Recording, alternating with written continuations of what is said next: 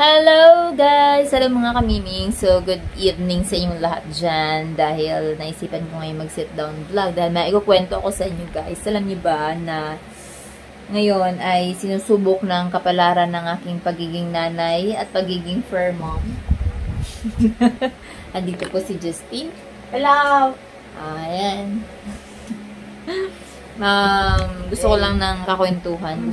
Umpisahan natin guys nung mga nakaraang buwan, June. So, June, third week of June, di ba may mga pusa ako. So, may isa akong pusa na nagkasakit, nagka-UTI.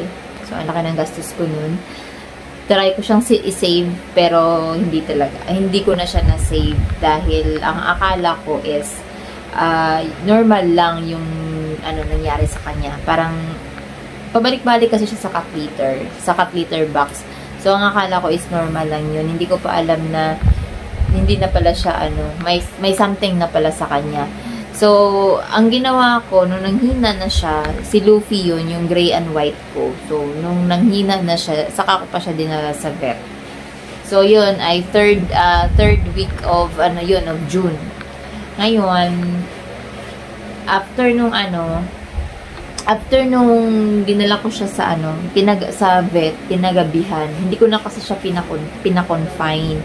Kasi pina-flush, meron silang flushing ang tinatawag eh. So, pina-flush ko na lang siya. Tapos, binili ko lahat ng mga gamot, antibiotics, so lahat ng reseta nung vet, binili ko kasi akala ko masisave ko pa siya. Inuwi ko siya dito sa bahay. So, ang nangyari is, pagdating dito sa bahay, so, ayan, inalagaan ko siya. Kasi weekend yun, nasasala lang ako whole day, tapos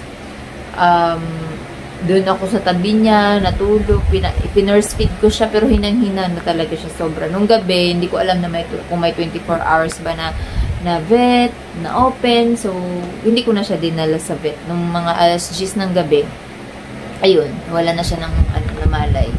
Ay, nawala na siya, namatay na siya, na-deads na siya. So, syempre, pagdating sa mga pusa namin, ay para na kasi yung pamilya namin. Kasi kami lang naman ni Justine. So, kasama yung mga pusa. So, para silang kapatid ni Justine. Kuya-kuya ngayon si Justine. Di ba lang ga? Oo. Ngayon. So, ayun. Sobrang sad. Tapos, pina-cremate ko. Tapos, so, 22 yun. June 22 nangyari.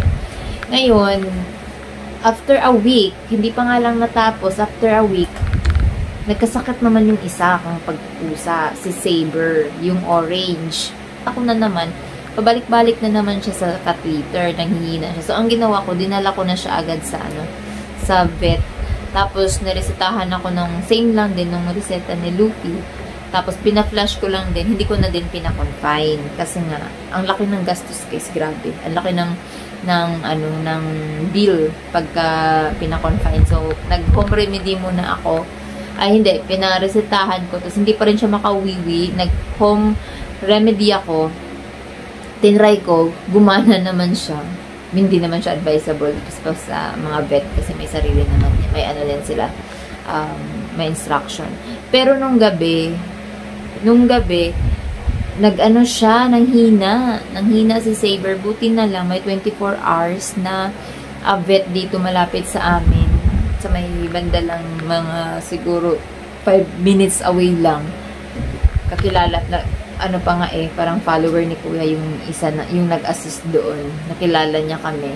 Pero may emergency fee 1,000 pesos. So inano ko na lang yun kaysa naman magsisi pa ako na mawala si Saber or hindi ko siya ma-revive ganun kasi sobrang siguro masakit na yung nasasaktan na siya, kailangan niya ng pain reliever. So, ang ginawa namin, pinaanuhan ko na lang siya ng pain reliever.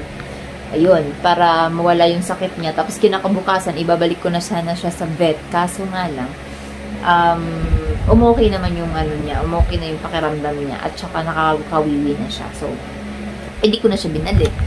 Ngayon, okay na. So, nag-change ako ng cat food, special cat. Kasi, narinig ko, special cat. Nag-urinary muna ako. Hindi, Royal Canin a week. Para kay Saber. Which is, sobrang mahal. Hindi kaya ng budget ko. Tapos, nag-urinary cut ako, yung special cut urinary. So, yun ang ginamit ko ng siguro 1 month. Tapos, medyo pricey pa din siya, urinary eh. Medyo pricey. Kaya ang ginawa ko, nag-urinary, nag-ano lang ako, cut, special cut, pero wet at saka dry. Yun, pinag-mix ko. Tapos, ngayon, so fast forward, okay na sila. Ngayong araw na to, ay sinusubok na naman ang aking pagiging fur mom, and nanay. Ang hirap lang kasi, mag-isa lang ako dito sa yung, balang kami doon dalawa ni Justin. So, kahapon, napapansin ko na si Saber, nakabalik-balik sa cat litter. Tapos, hindi siya makakawiwi. Tapos, hindi pa siya nakaka-poops. Tapos, kanina, nung ang nakita ko siya, nagsuka na siya. Tapos, hindi na siya umiinom ng tubig. Yung pinakain ko, hindi na siya kumain. Kahapon, kumain pa siya. So, nung gabi, kasi wala naman, kung hindi mo siya dadalhin sa emergency, o kung dadalhin mo siya sa emergency, mag-charge ka pa. Tapos, gabi na yun, may pasok kinabukasan. So, ang niisip ko, kinabukasan ko na lang siya dadalhin, which is today. So, ngayon, ang ginawa ko, observe ko muna, wala talaga, ayaw na talaga niyang kumain. So, kaya plano ko na talaga siyang dalhin sa vet. So, plano ko na siyang dalhin sa vet, pero after pa ng shift ko. Ngayon, so ngayong araw na to is very pagod ako dahil kanina, so, iba work from home ako. So, trabaho. Biglang may tumawag sa akin, hello? Nanay po ba to ni Justin? So, bakit? Ayun. Di na ako, nagulat ako bakit tumatawag yung, teacher. Ayun naman pala, nasakit daw yung tiyan ni Justin. Bakit? May work ako. Tapos yung work kasi namin is, siya may call. Parang may tumatawag din kami. Yung mga ganun. Pero hindi naman siya dire-diretso. Nakaka-receive lang. At saka, hindi pa ako nakapagpaalam. At saka hindi pa lunch time. Ang good thing lang is, work from home at saka wala naman kaming schedule pero pwede kang mag-break kung anong oras. Saktong naghahabol kasi kami dahil end of month. Nung tumawag yung teacher, sabi ko, pwede bang pasakayin na lang ng tricycle? Hindi pala pwedeng ganun. Kasi kaya pa naman daw ni Justin pero hindi daw pwede sa hindi siya papalabasin ng guard. So, ang ginawa ko, nag-lunch na ako, ginamit ko na yung lunch ko, tapos sinatid ko na sinundo ko si Justin sa school. So, nag-tricycle kami, sinundo ko si Justin sa school, mga alas 10 or 11 siguro yun. 10. Mga 10, 10:46 daw. Alam pa niya ang oras. 10 or 10:26. Oo, yun. So, sinundo ko siya. Kasi nagtanong si teacher, sabi niya, sino po bang pwedeng magsundo? Sabi ko, ma'am, wala po, ma'am, may trabaho po ako.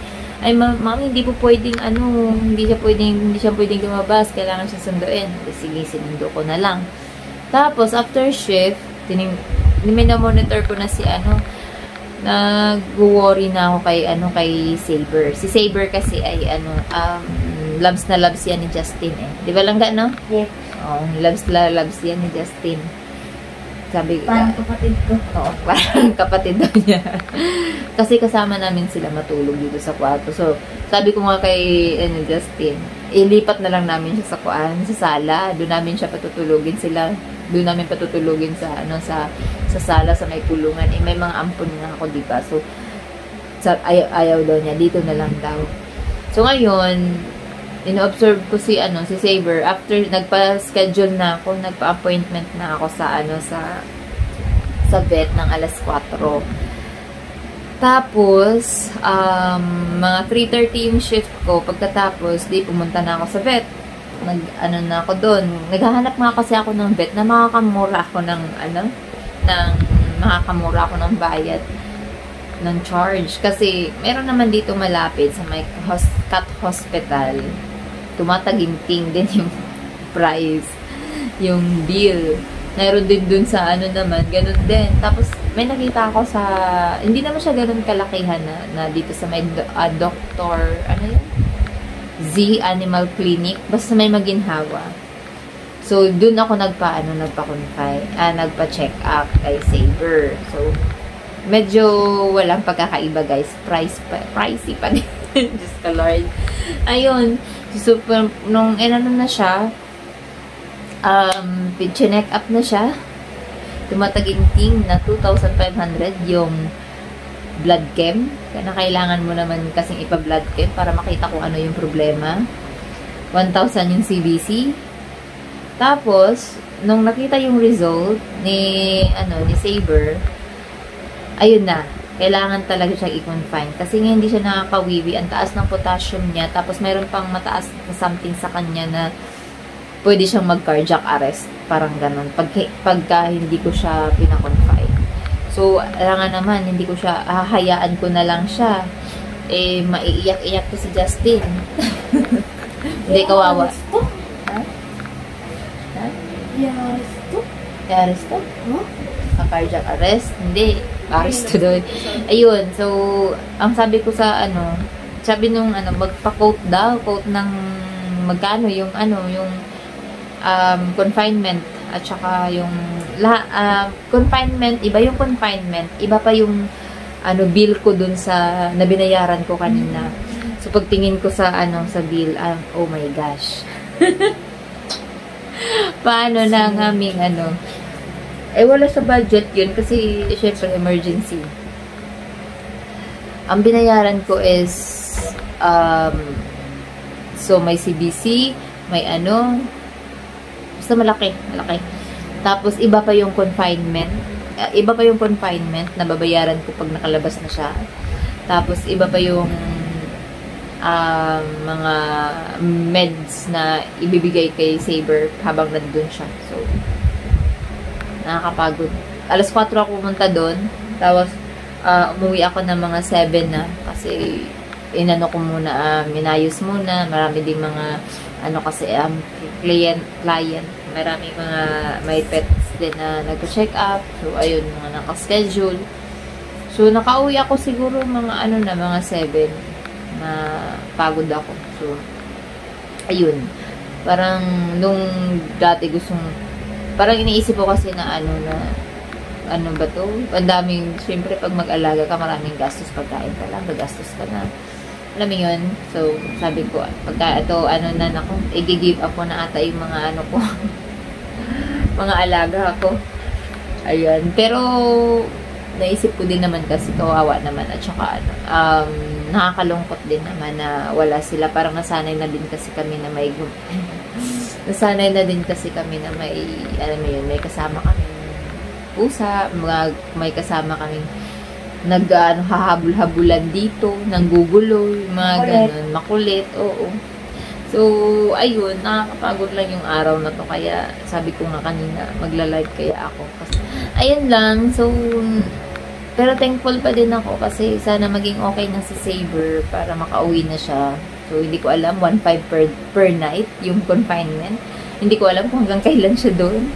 Bahala na si Batman. So, ayun. Basta maging okay lang siya. So, gagawan ko na lang ng paraan ang the rest. At sana, so, ayun lang. Kung pa din, baka may kakilala kayo dyan ng mga taga Quezon City, may papaampon po kong kuting, stray cat po yun. Wala po siyang breed. Kasi yung inampun ko na kasi na may anak. At saka yung nanay. At saka yung nanay, kung may gusto, pero matanda na yun eh. Wala na yun. So, kung kung may, kung may gusto lang, baka or may kakilala kayong shelter na nag-aampon ng mga stray cat. Kasi, hindi kasi sila pwede dito sa amin, sa apartment ng matagal. Dahil, pag lumaki na sila, marami na kasi sila tingnan. Ngayon, maliliit pa kasi sila. May kulungan akong malaki, so doon ko sila nilalagay. So, doon lang muna sila sa loob. Pero pag lumaki kasi sila, masyado ng crowded. Hindi naman to solo yung apartment ko, marami kami. So, ayun lang, kung may kayo kakilala, or may shelter kayong alam na pwedeng mag-adapt ng mga stray cat, ganun. Comment nyo na lang. Tapos, ako na lang bahalang mag-inquire. Dalawa lang sila na ipapaampon ko. Kasi yung dalawa kukunin na ng kaibigan ko. Kung yung nanay isasama, Hindi ko alam. Pero yung nanay, okay lang naman na, kasi minsan sa labas yun, lumalabas, pumapasok na. So, ayun lang guys. Wala, salamat sa pakikinig. So, pagka may may mga kwento-kwento, dito na lang ako magkukwento. Kasi, ayoko nang istorbohin yung mga kaibigan ko na, na may sarili ding mga, alam mo yun, mga problema. Ganun ako eh. Ayoko nung, wala lang, ikukwento ko lang siya. Tapos na. Para lang, alam mo yun, kumaan yung pakiramdam mo. So, ayun, matutulog na kami. Hanggang dito na lang po. At magkukwento ulit ako sa susunod. So, balbilitaan ko na lang kayo sa kalagayan ni Saber. Bukas dadalawin ko siya. So, kukumustahin natin kung sana maging okay na siya. Nakaka-teter siya ngayon eh. May dextro siya. So, ayun lang naman. Hopefully, maging okay siya bukas. So, ayun. Maraming salamat and good night. Bye-bye. Bye. Bye. Bye. Mama.